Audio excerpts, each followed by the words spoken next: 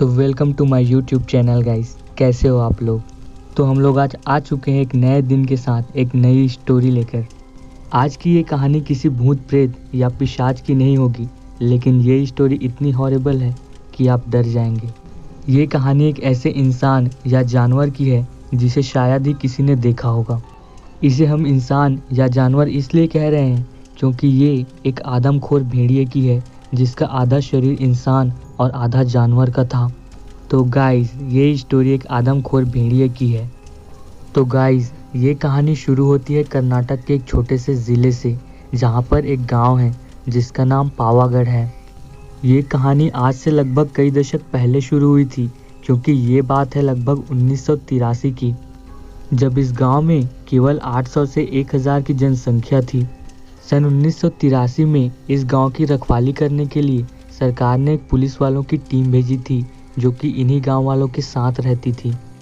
उस समय पूरे पावागढ़ में सूखे का माहौल छाया हुआ था, क्योंकि उस समय वहां पर कोई भी बारिश नहीं हुई थी, जिसकी वजह से वहां पर मारपीट, लूटपाट और हत्याओं की वारदात बहुत ही ज़्यादा बढ़ चुकी थी। लेकिन कुछ किसान ऐसे भी थे जिन्होंने अपनी हिम्मत नहीं हारी थी और वो आखिरी दम तक खेती करते ही रहे। लेकिन सरकार ने जैसे ही पुलिस की टीम भेजी थी, पूरा गांव सतर्क हो चुका था और सारी वारदातें बंद हो चुकी थी और पूरा गांव खुशहाली के साथ रहता था। लेकिन इन गांव वालों की ज़िंदगी कुछ ही सालों में ऐसे बदलने वाली थी जिनका इन्हें कोई भी अंदाज़ा नहीं था। वो दिन था 29 अप्रैल 1983 का। ये गांव वालों के लिए एक सामान्य सा दिन था। सारे किसान अपने खेतों का काम करके वापस घर आ चुके थे और उनके बच्चे गली में खेल रहे थे, और ये सभी खाना खाकर वापस एक जगह इकट्ठा हो जाते हैं और बात करने लगते हैं कि आजकल हमारे मोहल्ले में कुत्तों के भौंकने की आवाज़ें बहुत ही ज़्यादा बढ़ चुकी हैं। ऐसी आवाज़ें लगभग एक हफ्ते से आ रही थी। गांव वालों को लगता था कि कुत्ते खाने के लिए झगड़ते होंगे, क्योंकि गांव के सभी लोग बचा हुआ खाना पास के नहर में ही फेंक दिया करते थे। लेकिन ये आवाज़ किसी कुत्ते की नहीं हो सकती थी, क्योंकि ये आवाज़ बहुत ही ज़्यादा तेज़ी से आती थी। ये आवाज़ इतनी तेज़ और इतनी क्लियर आती थी, कोई भी इसे कुत्ता नहीं बोल सकता था। ऐसा लगता था जैसे कोई भेड़िया चिल्ला रहा हो। सभी ने मिलकर ये सब बातें करी और जाकर सो गए। सारे लोग नींद में थे और रात के लगभग 12:30 ही बज रहे थे कि फिर से ये आवाज़ें आना शुरू हो गईं। अब गांव के सारे बुजुर्ग, महिला और बच्चे डर गए थे, इसलिए सुबह होते ही गांव के सभी मर्द और जवान लड़कों ने जाकर वो नाला साफ किया। लेकिन वहाँ पर कचरा इतना ज़्यादा था कि वो कचरा सुबह से लेकर शाम तक साफ ही नहीं हुआ। वो नहर गांव से थोड़ा दूर था जहाँ पर लोग कचरा फेंका करते थे। सारे लोगों ने बहुत ही ज़्यादा मेहनत करी और कुछ ही देर में कचरा साफ हो गया। लेकिन अब रात हो चुकी थी। गांव के सभी लोग ये सोच रहे थे कि अब कचरा तो साफ हो गया है तो कुत्तों के भौंकने की आवाज़ें भी बंद हो जाएंगी। उस समय का नहर केवल मिट्टी को खोदकर ही बनाया जाता था।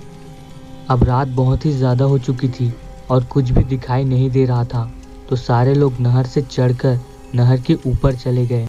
लेकिन एक लड़का बचा हुआ था जो कि सबके पीछे पीछे चल रहा था, और वो भी नहर के जैसे ही जस्ट टीले पर चढ़ा, अचानक एक आवाज़ आई जिससे सारे लोग पीछे पलटे और देखा, और सारे लोग पूरी तरह से शॉक हो चुके थे, क्योंकि उनके पीछे ही वो नहर थी और नहर में कोई भी कुत्ता या जंगली जानवर नहीं था। उन्होंने कुछ देर तक यहाँ वहाँ देखा, लेकिन कुछ देर के बाद वो भी घर चले गए, क्योंकि सारे लोग डर चुके थे।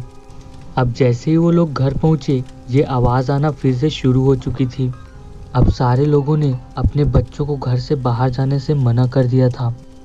अब गांव के सभी लोग खौफ में जी रहे थे।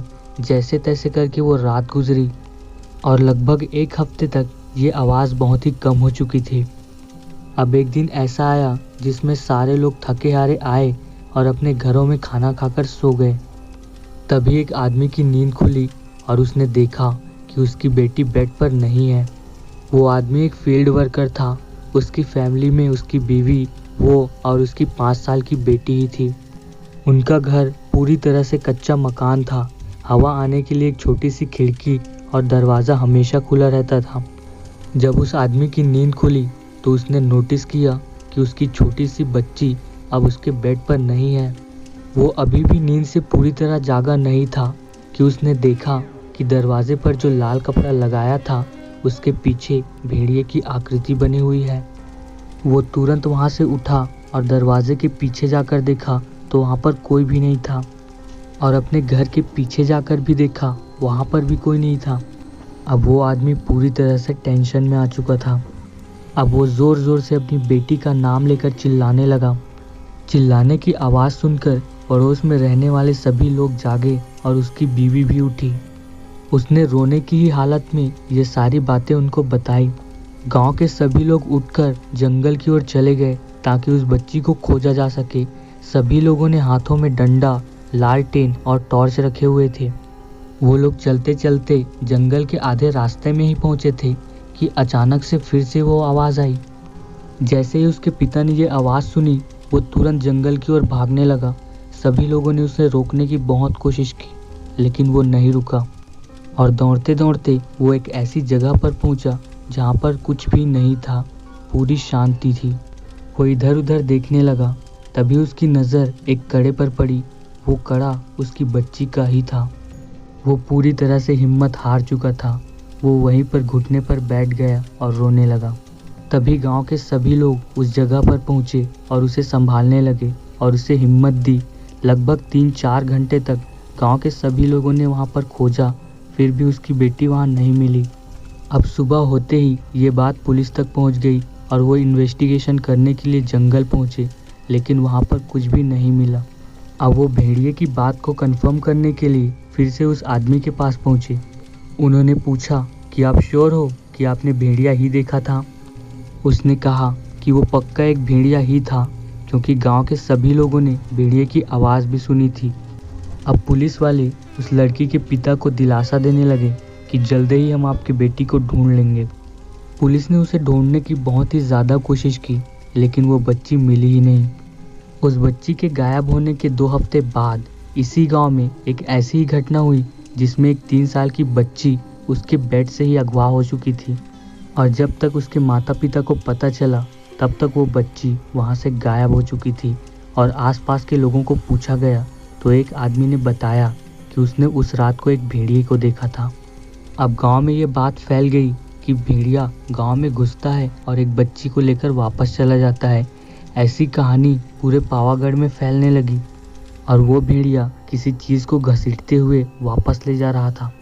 अब गांव के सभी लोग बच्चों को अपने घर से बाहर ही नहीं जाने देते थे। इन दोनों केसों में अभी तक पुलिस को कोई भी सबूत नहीं मिला था। उसके कुछ दिन बाद ही पड़ोस के गांव में ये बात चल रही थी कि पड़ोस के गांव के बच्चों को एक भेड़िया रात को उठाकर ले जाता है और अभी तक उनका कोई भी पता नहीं चला। तभी वहां पर एक बूढ़ा आदमी खड़ा हुआ था और उसने उनके बीच में कुछ बोला। उसने धीरे से खुसफुसाते हुए कहा कि अभी 3 बच्चियों की और ज़रूरत है, और उसके 3 दिन बाद ही फिर से पावागढ़ से 3 बच्चियां अगवा हो जाती हैं। इन तीनों केसों के बाद पुलिस पूरी तरह से हरकत में आ चुकी थी और पड़ोसी गांव वालों से पूछताछ कर रही थी। तभी एक आदमी आया और उसने उस बूढ़े आदमी की बात बताई। पुलिस ने उस बूढ़े आदमी का हुलिया पूछा तो उसने बताया कि वो एक बहुत ही छोटा सा बूढ़ा आदमी था। उसके हाथ में एक डंडा था और ब्लैक कलर की उसने ब्लैंकेट ओढ़ी हुई थी। अब कुछ लोग ये कहने लगे कि ये तांत्रिकों की हरकत है, वो अमर होने के लिए छोटी छोटी बच्चियों की बलि दे रहे हैं। कुछ लोगों का ये कहना था कि वो एक आदमखोर भेड़िया है और उसके मुंह में खून लग चुका है, इसलिए वो गांव के लोगों को उठाकर ले जाता है। ऐसी बहुत सारी अफवाहें वहाँ पर उड़ी, लेकिन 5 बच्चियों के अगवा होने के बाद वहाँ पर 6ठी बच्ची अगवा आज तक नहीं हुई है। और इस कहानी की पूरी सच्चाई किसी को भी नहीं पता कि वो आखिरकार भेड़िया था कि कोई तांत्रिक की करतूत थी। तो गाइस, क्या आपके आसपास भी ऐसी घटनाएं होती हैं? अगर होती हैं तो प्लीज़ कमेंट करके बताइएगा और ऐसी चीज़ों के खिलाफ आवाज़ उठाइएगा। तो आज की ये स्टोरी आपको कैसी लगी प्लीज़ कमेंट करके बताइएगा। अगर आपको ये वीडियो अच्छी लगी तो इस वीडियो को लाइक करके हमारे चैनल को सब्सक्राइब करिए, ताकि आने वाली हमारी सभी वीडियो का नोटिफिकेशन आप तक पहुंच सके। Thank you for watching. मिलते हैं अगले वीडियो में।